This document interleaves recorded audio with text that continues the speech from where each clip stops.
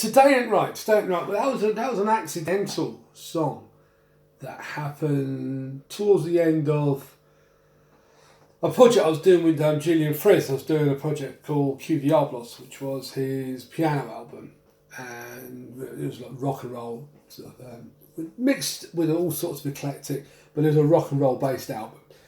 And part of it is, oh, let's have one of your songs. We can write a song for this. So it became affectionately known as song number 12. And said, oh, I'll knock something up, and away you go. And that was about as much thought as we gave it. We thought it was as a throwaway song, and then he sent this back, and he produced this off an app he had where he plays the piano, and it puts its own backing track together. It sort of creates its own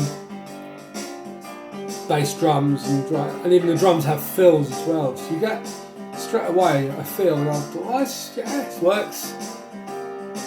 Jules Hollandish, squeeze. But it's the opposite way I work, because normally I work with a line or a vocal line, and then or a lyric even. And this is the bit I do, which is kind of weird for me, because like all of a sudden the bit I normally do has been done for me. So for a while, it took a while to find out. I ended up sharing this with Gail. So no, I need help with a vocal line, and sort of and we had no words at this point. It was just this kind of riff. I really loved the feel of it, kind of. And Gail came up with I used to do like this. I'm in love with. I forget the lyric, but it came over. And that unlocked the whole song. And then I had a chorus that I'd written off the back of it, so I just wanted something a bit more punchy. So then I put that on a track, and then I took the piano. So I said to the boys, let's create a track. Let's take the piano off, and I'll put a guide track on there just to give you an idea. Now, the content of Julian's album was all rock and roll songs, but I wanted to do something that was a bit more relevant. So I did a vocal pass where whatever was in my head, and I don't know, maybe it was because we're in the middle of this bloody Brexit thing, or this Brexit that's going on, or stuff like that, that it made me become very cynical. And I thought, well, let's just write a cynical lyric. So I'm going to play this was the original guide lyric. So now the band, that's back to everything's more produced, sounding.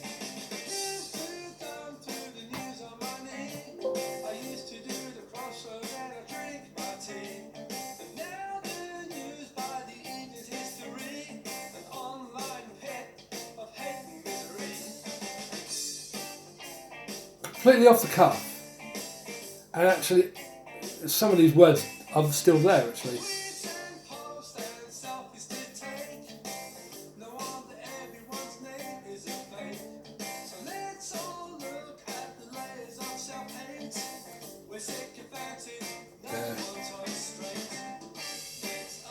I put this, I love that line. It's a bipolar cure for society. Where did it come from? I don't know. It came out, brilliant. And then I wanted something really punchy for the chorus, which came up. So it's up there, it's really high.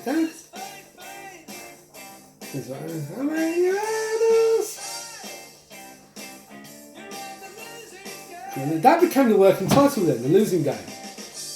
And it was all about social media, and the fact that if you're not...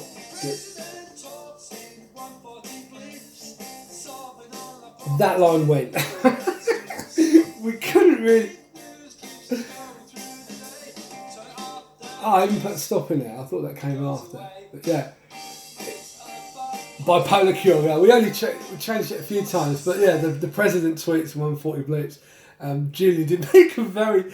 very valid comment. Said we can be controversial, but we can't really start.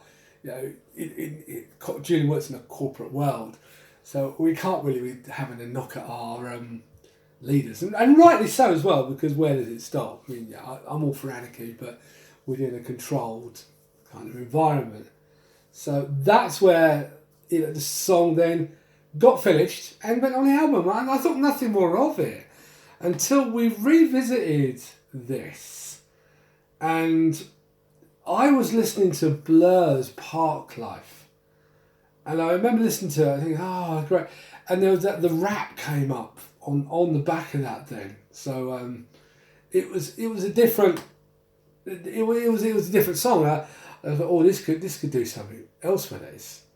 So I've revisited the song, and I put this rap at the beginning of it, sort of where the piano solo was. I thought, well, that's great for the Julian's album, but how do I make it my song? You know, just for no other reason that I just wanted a version of it, that it was one of the few songs that suited my voice. And plus, I always felt that the chorus, Damien changed it on the version on the album, made it much more, we turned it day and night rather than staying up there, because it was just a little bit too chanty, shouty. So we ended up doing it. So I came up with the hook of the rap. Come on, everybody clap. Come on, people, just clap back and get off your Snapchat. And that became, well, that's the hook for the opening part of the song. So we ended with that, went on the front, and it just made sense to put, come on, people, just clap back and get up off your Snapchat. And then now it's starting, we put a little bit more production on there. Lyrically, we more or less stayed with the original lyric, which was real. It was a statement of that where we are with social media, which is ironic because here I am putting this on probably YouTube and Facebook. But it made a statement of, look, you know, we've gone from this situation of being sort of tea and sympathy was a line which I loved, and that was from a Beverly Knight song called Tea and Sympathy. And I love that, the whole concept that, you know, how we used to solve our problems. So now, I mean, especially growing up, is come round for a cup of tea. That was kind of a mantra. Come round, we'll talk about it over a cup of tea. So I really wanted to put that in the song. I wanted to keep the bipolar cure for society, because that's for nobody. I just thought it was a really cool line. Is that it was just making a statement, not a positive and negative statement. It was just saying, oh, it's one extreme or the other, which is kind of what that was about. And then the rap itself became more about being relevant and just trying to make it, I suppose, you know, midlife, and making it a midlife song. Let me see if I can find the rap. Second chorus. Hands up.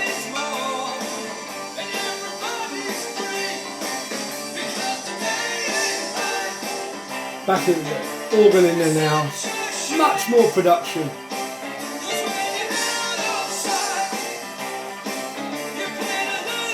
And then the rap kicks in here.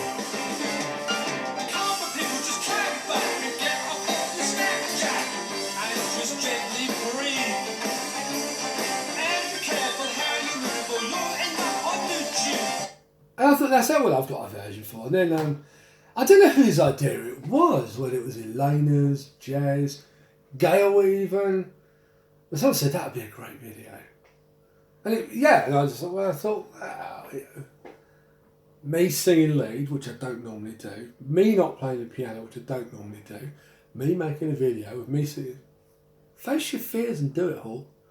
And we jump big time, yeah. And in the video they've got me dancing and I can't dance, so it's hilariously funny whilst keeping some kind of undertow of seriousness. But it's a serious subject, don't get me wrong. I do think we're kind of linked into all of this. But I think if you're going to portray a message as a songwriter, sometimes you have to use satire, dare I say it. Comedy, I'm not saying it's got comedic value, but it's not comedy.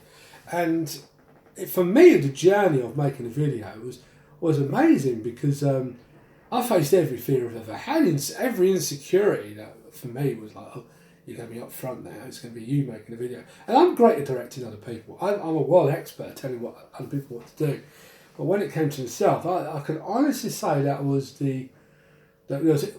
just so frightening, because here I am putting out, and then we had so many storyboards.